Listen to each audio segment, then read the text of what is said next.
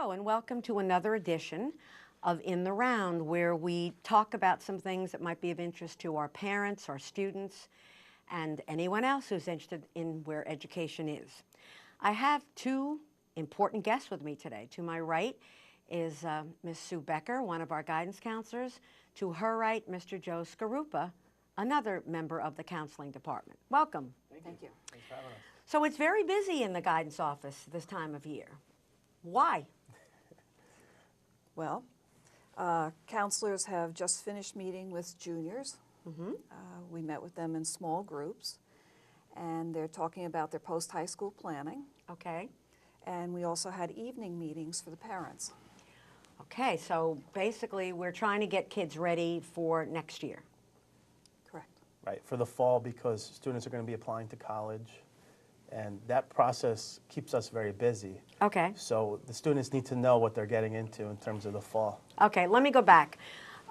We do it backwards. In other words, you start with the juniors, and then you see the sophomores, then the freshmen, and then you go down to the middle school and talk to the 8th graders. Let me go back. Students entering the 9th grade, you're going to be seeing them when? At the end of March, 2 days, March 26th, 26th and 27th. Okay. Yeah. It's a Monday and a Tuesday. Okay, we've actually already been down there Right. to talk to them about their electives. So now when you meet with these freshmen, what is it like? How does that conversation go? Well, we talk about the courses that they're recommended for next year, and that's based on the teacher recommendation. Okay. So that's really not going to change much, right? Right. Because there's certain criteria to get into these academic courses. So where we come in is we then help them choose electives for their first year in high school. And what's your advice to them? We have quite a bit of advice for them. We believe that they need to choose electives very carefully. Okay. They have elective requirements that they have to meet. Right. They have to do 5 credits of visual or performing arts. So that would be either a full year course or 2 half-year courses? Correct. Okay. And they have to do 5 credits of some kind of career type course. Okay. And they also have to do a financial literacy course for 2.5 credits. Which is a new state requirement. Correct. Right. So, and there are a list of courses that meet Yes. those criteria. Okay. Yes. So now, when they choose, and they all right now have a list of all of our courses, plus they can go online and look at our courses. How many do they have to pick? Okay, for freshmen, they Yeah. only have 1 open spot in their schedule. Okay, but suppose they don't get their first choice. We ask them to choose at least 3 or 4 alternate courses. Okay, that they'll be happy with. Yes. What do you find is the biggest area of confusion when you speak with the 8th graders? What's the biggest fear they have or area of confusion about high school? The biggest fear, that's a good question. Well, I think one of the concerns is that they're building a transcript for college. And it counts. Yes. And I Okay. think that's something that we need to emphasize with them. We definitely talk to them about the importance of doing well once they come to the high school. Okay. Getting to know their counselors, because counselors will help them academically, socially, emotionally, whatever it happens to be. We encourage them to get to know their teachers, and certainly once they're here, if they find that they're struggling in any way, go for extra help. And they also have a choice of language. In other words, they don't have to continue with the French or Spanish. They get to pick, if they want to start a new language, they can start Mandarin, Right. and they can start Italian.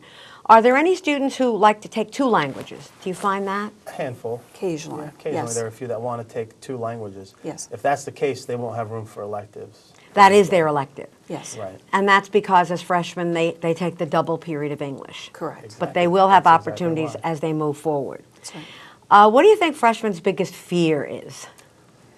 I think they're afraid of the building a little bit. I think they're It's afraid. intimidating, I yes. think, a bit. They're, The fact that there's juniors and seniors in the building. is And they're typically intimidating. 14, and we have 18-year-olds in the building, and Yes. Right. it's double the size yes. of the middle school. I know that one of their concerns is that their elective courses are 9 through 12 in some cases. some and that's cases. the first time they've experienced that.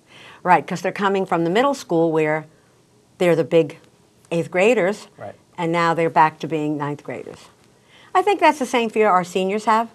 They've been the big seniors, now they're going to be the Now they're going Exactly. to college. freshmen Right. when they go to college. Yeah. So you'll be seeing the freshmen at the end of this month, the 8th graders at the end of this month. Now suppose they finish this. and maybe this is a good time to ask this question. When you finish with them, all you have is a list of course requests. Yeah. Okay. It's not a completed schedule yet. Okay, so what's the difference between course requests and your schedule? The course request is simply a list of the courses that they were recommended for Okay. academically through their academic teachers. Okay, Plus the electives that they've chosen and the alternate choices. okay. This will be put together into a master schedule. Right. And then the computer will put them into classes. And at some point, hopefully later in June, we should have a schedule for them. Got it. So really, when parents see the list of courses, which once you are done, we will be opening that in the Genesis portal. So the parents will have a chance to see the courses for which they were recommended and the courses that they elected. Right. Also, we've been giving a copy to the students, so they will Right, have a so when copy. they will have a copy. Yeah. But once we do the master schedule, there is the possibility that they will conflict out of a course. Right. What happens then? Well, we'll try to schedule the alternate courses for them. Okay. Otherwise, we will have to call the students down individually to try to resolve any of those conflicts. Okay, so there could be a conflict in a core course as well as an elective, And sometimes happen, they have to yeah. make a choice. and that happens. Right, okay, so basically, that's what will happen. I think our students in the building understand that. I don't know that the 8th grade parents understand that just because your child elected to take a specific course does not mean you're going to get it. And sometimes you do have to make a choice. Yes, So we tell them, be sure your 4th choice is one you can live with. exactly. Exactly, right. Okay. Now you're also seeing the present 9th graders, who are going to be next year's 10th graders. Are there any specific issues there? What are some of the concerns for those kids? One of the things that we tell them right away is that it is their last chance to do Intro to TV. So if they want to be in this Yes. studio at Yes. some point, got to get in here by sophomore year. Yes. It's a freshman and sophomore class. Because you need the 3 years to really get up there. Right. Yes. Okay. What else are they concerned about now that they've completed 1 year here? Well, we have to make sure that they are finishing up their required electives. Okay. We encourage them to choose electives that will meet the requirements first, so that later on, when they're juniors and seniors, they have time or room in their schedule to choose what they really enjoy doing. Now, we have a couple of new electives next year. I know we have robotics, which is open to all students, Right. and science research, which is open to 10th and 11th grade only. And it's for students who are interested in pursuing some area of research. It can be psychology too, right? It Yes. doesn't have to be physical science or chemistry. Okay. So what are most 10th graders, 9th graders asking you when you meet with them? What are they concerned about? Well, I think most 9th graders want to make sure they meet their elective requirements. Okay. Right, so that's the 5 performing or visual art electives, the Got it. 5 career electives, and then now the new requirement that we talked about earlier, the Financial literacy. financial requirement. Yeah. Okay. So most students are trying to fulfill those requirements. As they talk to you, what's their perception of the 9th grade year? They learn anything from it? Oh, I think so. I think they Yes, find that it's different in the sense that they feel responsible for their own grades. They start to recognize that they're building a transcript for college, Okay. and they start recognizing that they need to do the best they can in their courses, and therefore try, if possible, to schedule more rigorous courses as they go along. So a lot of them want to up the ante a little bit. Yes. Sure. Okay, we're going to take just a brief pause here, and then we'll be back as we move through this counseling sequence.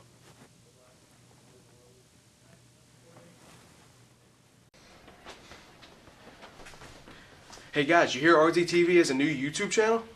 Dude, that is so 20 minutes ago. I'm wearing my 3rd episode of The Leftovers, and it's super nicey nice. Let's go. Let's go take a look.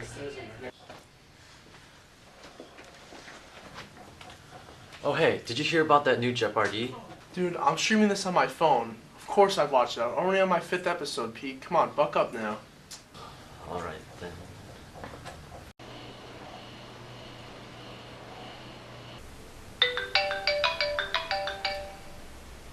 Nicole? Alexis, you know what day it is. I know what day it is. Alright, we've only got 5 hours. I'm on my way. Nicole! Get in there, handshake!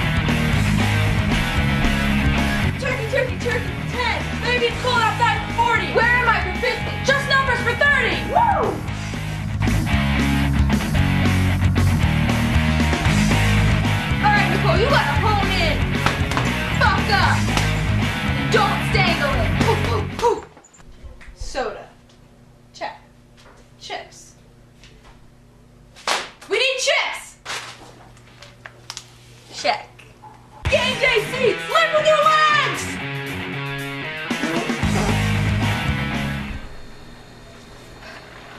Alright, I think it's time. You ready? Yeah, let's go. Jeopardy! Jeopardy! Jeopardy! Ladies and gentlemen, are you ready for Jeopardy?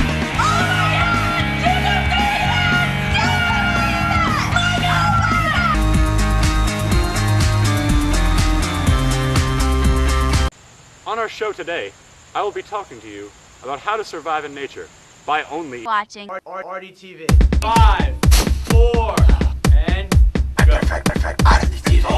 Hey guys, welcome back to Hawk Talk. I'm Tori Scatino, and today we're here to talk about media. Do you think you are ready for this? Sometimes I feel overwhelmed with schoolwork, sports, while Get ready for the big game.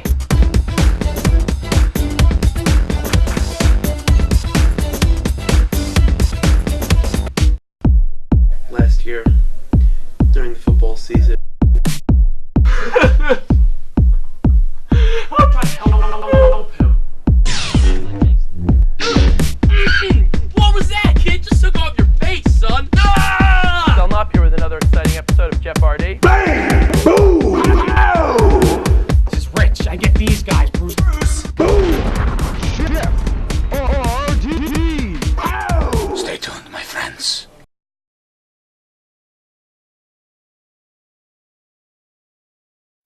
Here at RDTV, we like to motivate our production crew, but sometimes it doesn't always go as planned.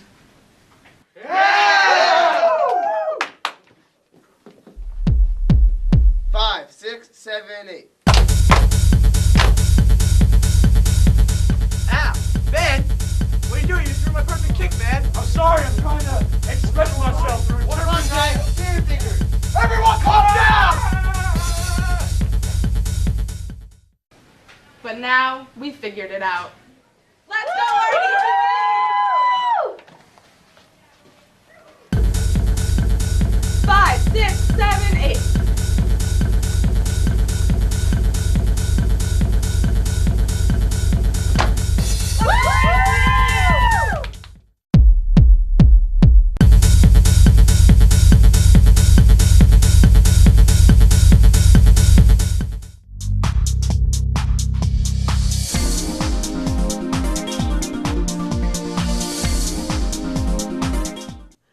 Welcome back. We're talking about this time of year when students are getting ready for next year. Now, I know it may seem early because it is, the spring, not even the spring, but we need time to prepare students for their next year in high school. So we've talked about 9 and 10, and I think 11 and 12 is very different. Talk for a second about the 10th graders now. What are some of the issues on the table with 10th graders? For the 10th graders going into junior year, I think they really need to think carefully about the courses they want to choose. And the reason I say that is because some of the courses tend to get a little more rigorous. Let's say chemistry is a very challenging subject. So is the math. Usually Algebra 2 or pre-calculus. Right. So when students are starting to develop a schedule, I try to remind them of that, to keep in mind the fact that junior year tends to be a little more difficult, and the teachers also have higher expectations. Sure. Well, I would say that's true throughout. Sure. That 9th and 10th grade is not the same as 11 and 12 because lots of things start happening. Right. So certainly those are concerns. How about the advanced placement courses? Well, that's something, again, we talked about, that the students want to do the best they can and present the best transcript possible to the colleges. So that starts becoming something that they're thinking about. As Mr. Skarupa said, they're challenging themselves with more difficult courses, and by taking AP, they feel they're doing that even more so. So they're very anxious to take AP courses. Right, but there are district requirements. They've got to have a 90 or better in the present course and the teacher's recommendation. Now, Right. we don't allow students to take more than 2 AP courses at a time, and what's the reasoning behind that? Well, the reasoning behind it is that we feel that if they take more than 2, they're stretching themselves thinner, and we always worry that everything will suffer if they don't have time to devote to the courses. Especially in junior year. I find that when students, we have approved a few in the past to Right, take we do 3. approve. If there are students who feel they can, they've been recommended, we sit and we talk about it, but we want the student to understand the commitment. In my experience, it's been a challenge to take 3 APs during junior year. So I strongly recommend 2. And I mean, that's the board policy, right? Right. For a reason. Right. So juniors want to present themselves in the best possible light. Do we find a lot of kids are moving up? In other words, maybe in freshman and sophomore years, they were in CP classes and now they're ready for the challenge of honors? I think so, because I I would think say they're so. starting to focus on college at that Right. point. And they realize that they should be challenging themselves. Yeah. Right. Now, most of our kids take the PSAT in October of their junior year. Now, let me just ask a question about that. I think people have a strange notion of what the PSAT is. What's the purpose of it? Well, 2 purposes, really, for juniors. Okay. One, it's a nice practice. The student gets to come in on a Saturday, take the test under normal testing conditions, Right. which is really a good idea. But also, students may qualify for the merit scholarships through the College Board based on how they score on that test. But when they get their score, it will tell them areas of weaknesses That's and another strengths. good reason to take it, right? So when they take it and they get their scores back in about 2 months, Yes. they can then focus in on, oh, you know, what do I need to work on?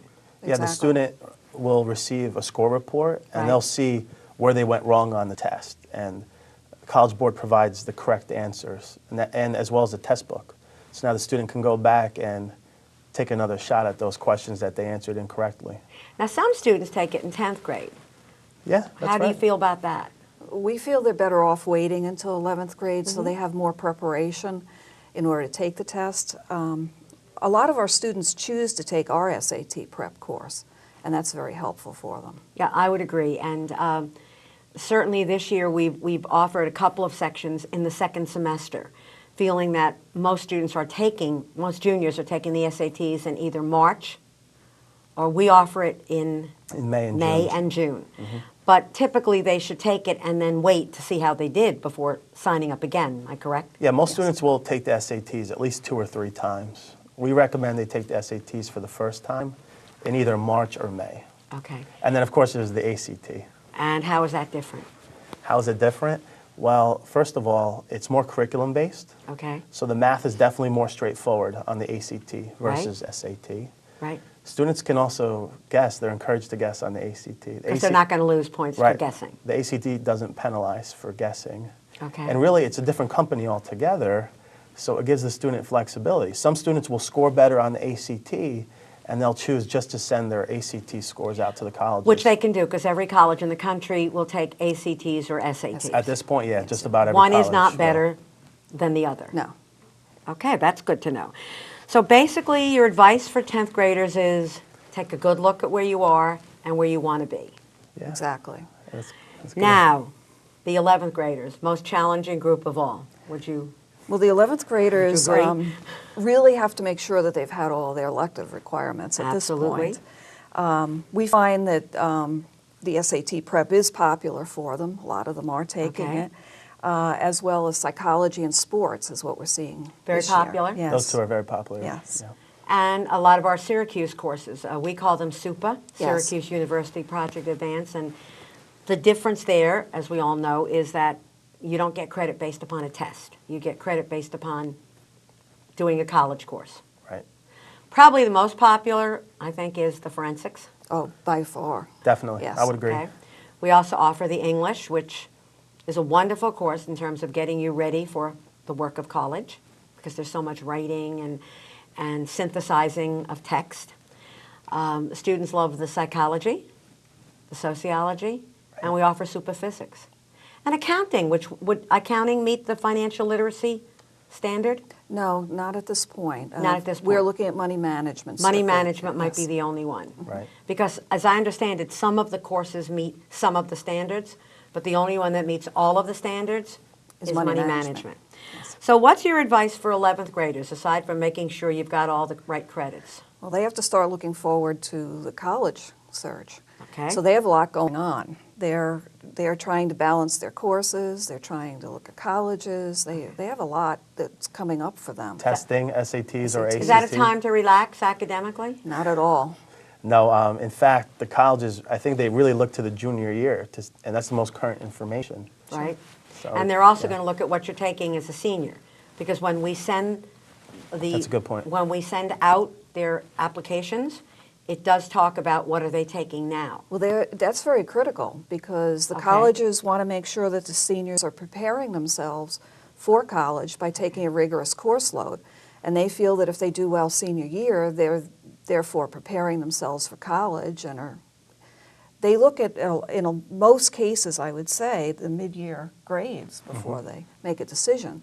So all of this ties in for 11th graders as they prepare to be a senior. So juniors need to pick courses that will challenge them, but not overwhelm them to the point where they just can't handle the stress. Right, because as a senior, when they first come back, they're not only dealing with maybe a SUPA and AP courses or whatever else they've taken, but they're at that point beginning to do their college applications. So they have to find a happy medium. Exactly. Because one of the things we hear from students who graduate, if they relax during senior year, when they get to college, it's They're not ready for the culture pace. shock. Yeah.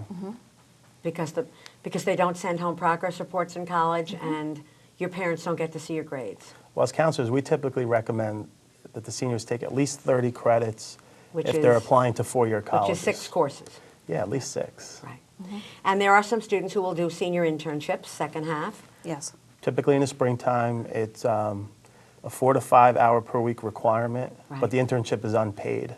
So students need to know that going in. And there's also an application process. The Which they have to students do through apply. Ms. Liberto, because that has to go into the scheduling mode now, so we can move their courses to where they need to be. Yeah, and placement is not guaranteed. Ms. Liberto will try to find the top choice for the student, but there's no guarantee Right. that they'll get But their that top should have placement. already been done, because she will be back and interviewing people next month. Right. Am I Yes. correct? Yes. Because there is paperwork attached to this, and there's a lot of onus on the student. Yes, as there is for school to work. That's right. If anyone's interested in school to work, that's something else you've got to let your counselor know. Do colleges tend to frown on study halls? They don't. I don't think they look at study halls as much as they look at what did they take. Okay, so they're not going to That's a see good point. study hall, but they are going to see what was the course. Yes, so they're looking Okay. at core courses. So if you're competitive in the college process, the more core courses you take, the more competitive you're going to become. Got it. So now let me talk about academic eligibility. We have many students who play sports. And the rule is all ninth graders come in academically eligible for the first semester. For the fall and winter sports, yep, Right. that's right. So they have to then, if they play a spring sport, have 15 credits. Meaning they have to pass at least 6 classes in the fall in order to be eligible for a For the spring spring. sport. Okay, which tends to not be a big problem for freshmen. Where does it get sticky? Usually by the time they become seniors. Because, And why is that? Well, we have a lot of students that front load courses. And by that I mean they take many, many courses through junior year. And then senior year, they tend to take a little bit less in the way of electives. So a lot of them are taking core courses, but not so many electives. And if they're not very careful, or if they fail something, they find themselves ineligible for spring sports. So if I was a senior, and let's assume I was taking 20 credits first semester, okay? So I could only earn, the most I could earn is 10. Right, half that amount, right. If I don't pass those 10, then I'm not eligible for spring sports. Is that correct? Yes, That's because they allow for the fact that students do front load courses. Okay. So if they have less than the 13.75 that our current seniors are required to take, Right. then they must be passing everything and they can't have withdrawn failed from anything. So those two factors are very important That means passing 65 or better at the midway point. And in that- all their courses. In all courses, so that includes the first 2 marking periods plus the midterm. It's all averaged together. Now, how do you inform students of this? What do you make them do? Well, when we do the scheduling, as we're doing right now, we have sheets where we've got all these requirements listed. Okay. We speak to this with each of the students. We tell them what the requirements are, go over it with them, and then ask them to sign that they've understood what the eligibility requirements are. So if you are a senior, if you are not taking a full schedule, That means 2 study halls or more. right? If you have 2 or more study halls, and we don't encourage those. First semester. First semester, and you play a spring sport, you have to pass all of those courses. That's Yes, right. and That's you a can't state withdraw, rule. fail. And you can't withdraw, fail. Okay. Plus, there are dates by which you can withdraw from a course without a penalty. Am I correct? Right. Approximately how many weeks into the course is that true for all students? Well, Approximately. For a full year course, they have. Approximately. Is it the end of the first quarter? I believe? Yeah, it's usually 25% into Yeah. the course. Okay. But after that, if I'm in the course and it's now November, December, Right. and I withdraw, then that will appear on my transcript. Right. And Yes. if the student was failing at the time that they withdrew, it would be a WF. F. And it could affect athletic eligibility. And it could affect how a college thinks about me. Absolutely. Okay, because I would assume when a college looks at my transcript and goes, oh, sure, gave up when the going got tough. Right. So a college would rather see that you did your best and understood that we're not all great at every subject than you just gave up. Yes, and if there's any question about whether or not the college would perceive it that way, we ask the students to call their colleges and ask them how they would feel about it if they did remove the course from their Okay. list. Is there any other thing you'd want to tell students right now who are in the middle of scheduling? When must in other words, I'm assuming that we want all students to have their schedules before they leave in June, okay? What if I change my mind? What's the window of opportunity I get for changing? Well, I've been encouraging students really over the next few weeks to let me know if they want to change anything. Okay, so if I sat with you already, but I think I've changed my mind, I can come back. And they have been doing that. Good. Well, what's the final no changes after this date? Well, really, the concern is that the schedule, once it's created, It's harder to. it's tough to make changes at that point. Most of the electives are filled up by then, Right. right? But we can always go back in June and take a look. Right. But a lot of these courses will be closed at that point. So really, I would say by June 29th, Yeah. that is a Friday, Yes. Before July, I would right? say. Yeah. That students, if they've thought about it, trying to do this in the summer is nearly impossible because, as you said, courses get filled. And sometimes if you make one change in a schedule, you've got to change everything else around. And usually I find when students get their schedules, they kind of like it. And I don't want to make any changes. So you really have to think about this now, and you can't be putting that off. Yeah, we sort of tell them by the end of this month if possible, because if they really want certain courses, they want to be in the original mix when the computer does the master. Right. Because another thing students need to know is if we don't get a certain number of students in a course, we don't run it. So if you're thinking about taking a course and it's important to you, you need to get your name in that list so that we provide staff for it. But for example, if 4 kids sign up, we don't run it. Right. Do you bring those students back in and say, look, that course isn't running, you need to choose something else? Yes, that's right. Okay. We Or will. they've chosen an alternate in some Or, cases. yeah, if they've chosen an alternate, we'll try to fit the alternate. Okay, into the I schedule. think I've learned a lot today, and we hope you have. But I think that in final parting words, in addition to thanking Ms. Becker and Mr. Skarupa, if you have any questions, students or parents, the person you need to call is the guidance counselor. And you certainly can email and make sure that you are definitely on target with what you need to do for next year. So again, thank you. And I just have a word out there. If you are a Riverdale graduate, 2010 or 2011, we would like to do an in the round with you. So if you would contact me either through email or telephone, let me know when you're going to be back in this area. We'd like to find out how this first year or two of college has been for you, or the workforce, or the military. So classes of 2010, 11, let me know. Again, thank you. Have a nice evening.